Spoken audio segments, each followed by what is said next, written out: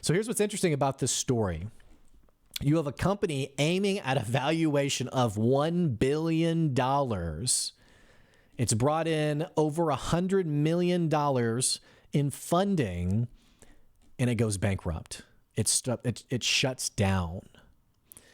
This story is incredibly important because it reminds me of another conversation I had with someone. I was talking with someone who works in the startup world, and we were having coffee, and I said, yeah, she was asking about some work that I do. And I said, yeah, I help startup founders. And she was like, oh, like with their pitch deck? And I was like, no, not with their pitch deck. And it was an interesting question because that's where her mind instantly went.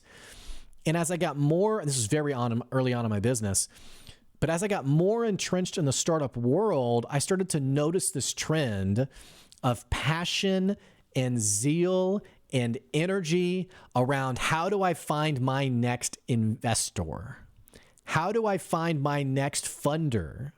How do I spend all my time and energy on the perfect pitch deck rather than creating a product that customers will actually pay for? That's the trend that I've noticed in the startup world, is that people are obsessed with being that next big business that finds the huge investor, that they're not putting in any of the time or work to actually create a product that customers say, yes, this solves the problem that I'm having. Yes, this is something that I really want from you.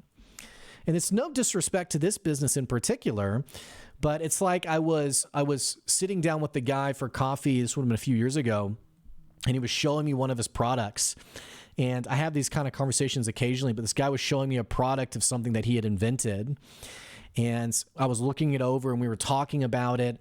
And I said, well, what do you want me to do for you? And he basically said, I want you to help me find someone who's going to fund $250,000 for this product because I want to get it on Walmart shelves or retail shelves or what have you. He says, I'm looking for a funder for $250,000. And I said, okay. How many have you sold? 0. Had not sold a single one yet. And I said, okay, it seems like that's a starting point.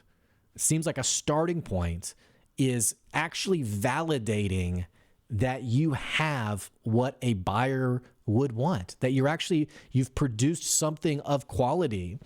And this is actually a really common conversation. And it's not just the startup world, it's in the entrepreneurial world where something typically happens where you have this idea for a business and you're like, it's so freaking amazing. It's awesome. I mean, I've had conversations with people who they're talking about like their online web platform. And I'm like, yeah, well, describe it to me. And they're like, oh, it's like Amazon, but better. And I'm like, really? Your platform that no one uses yet is better than this, billion, trillion, whatever dollar business that everyone knows about. Like you are sure of that when you don't have any customers. Or I was giving advice to a guy who he was talking about a business that he's trying to start. And he was talking about some problems in this industry that he was trying to break into. And he said, I know what I sell has value. I know that it's a game changer. I know that people will love it. And I respectfully responded and said, how do you know that? How do you know that? You don't have any customers. How could you know that what you have is what people want when no one has bought it from you? See, the simplest way to understand value is actually looking at who's given you cash for it or paid for it or bought it from you. And so going back to this guy that I was talking to where he was looking for $250,000 in funding, and I said, you should try to sell it. You should try to get the product out there and actually sell it. Go to some of your local places and see if you can sell it. And he was like, I'm not really interested in doing that. I'm just kind of looking for funders. I'm looking for funding. And it was so odd to me because I was like, why are we skipping steps in business? Like, to me, what makes sense is you develop something people want, you validate that they want it because they pay for it. And then when it gets to the point of scale where it's like, okay, I know where to scale this thing to, or I have an idea of where to take it to. I want to launch it in another place. I want to grow my capacity to produce it and then sell it. to me, that's when it makes sense to bring in investors. It's like, I don't have the personal cash flow. I don't have the personal money to bootstrap this to where it could potentially go. And so that's why I bring in investors. But we've gotten it backwards, where now there is so much pizzazz around the pitch deck, where it's like, yeah, I'm going to start a business. Now let me immediately start building my pitch deck, instead of doing the basics of actually making sure you sell what people want from you. And this is the perfect example of it. This is a business who, now the technology, I'm not knocking the technology, but it's interesting that this doesn't seem like this was run by someone who really,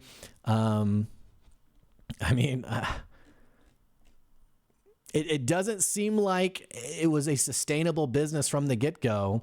It seems like there were some, in hindsight, pretty clear mistakes that happened. And then you have employees who are afraid to talk about their experience because they don't want to get blasted. That's pretty telling, right? But see, the problem with this is that it's a bit of my issue with the startup world, the startup conversation in general, because I don't fully fault the startup founder for being energized around pitch decks. And the reason for that is because getting out there and bootstrapping your business does not create headlines.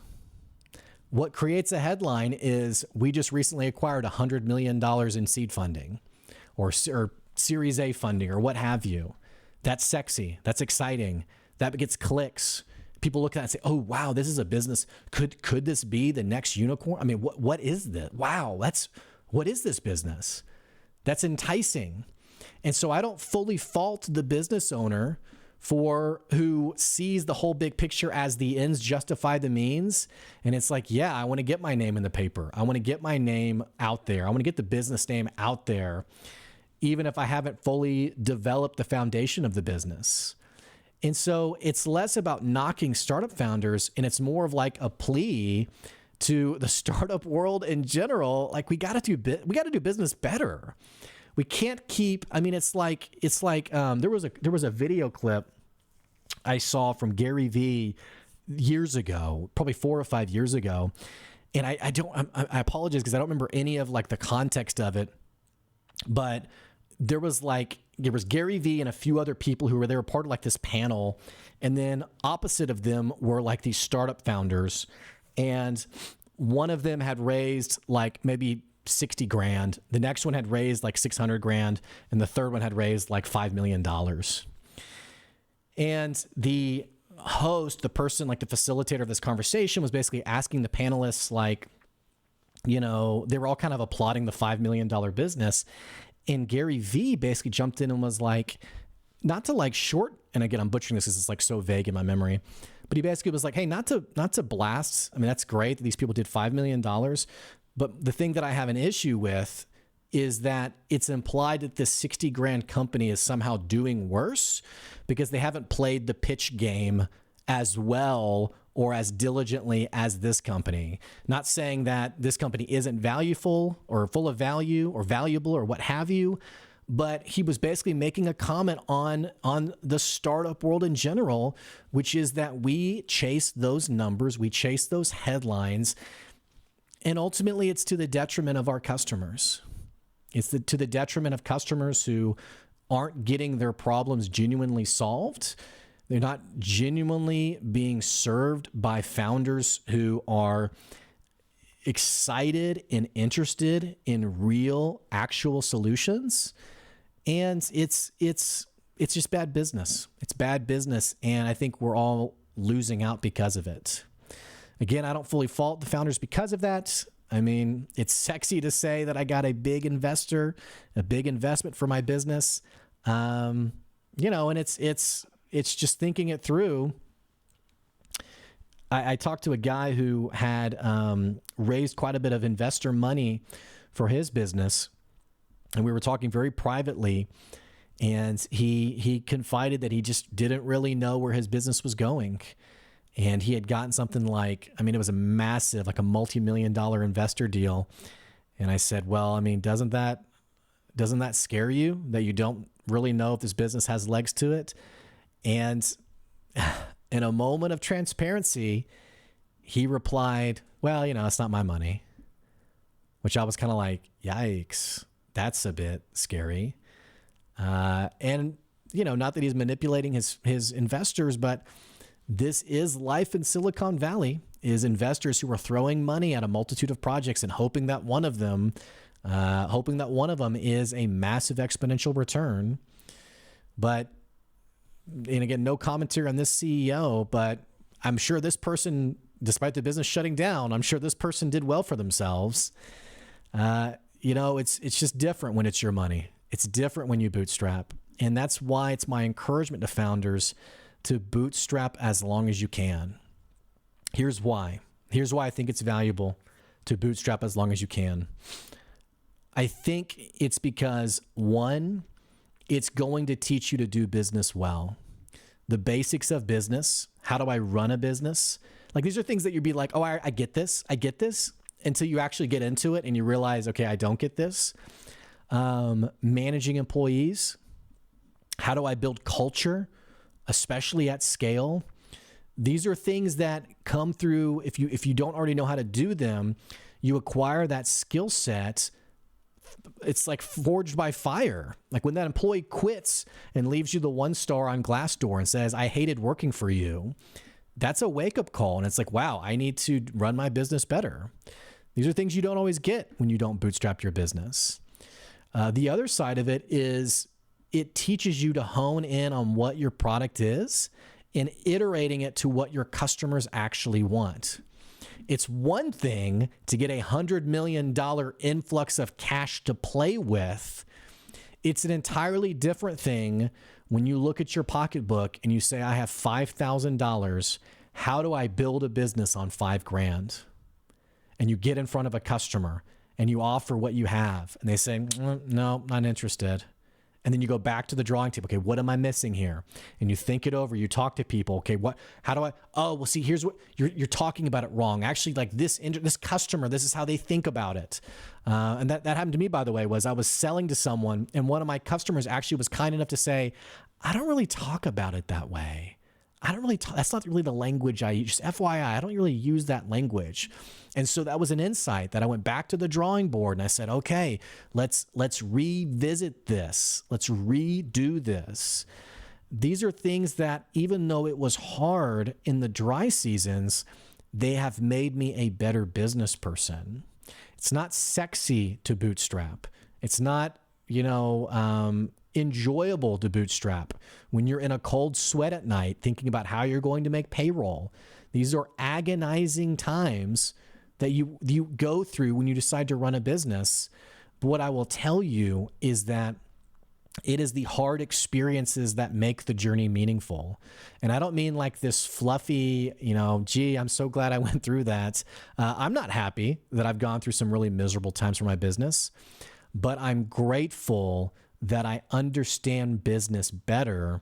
I understand how to serve my customers better, and I understand how to run my business better because of those experiences that I've been through. The pain has been informative for how I need to grow and develop and change. And these are simply things that I would not have understood if I hadn't gone through it. So that's the journey of entrepreneurship. That's the journey of bootstrapping. And it's something I encourage you all to do. Don't chase headlines. Chase building a business that customers actually want something from. Chase having a product or service that people will actually buy from you. And you'll be much happier at the end result.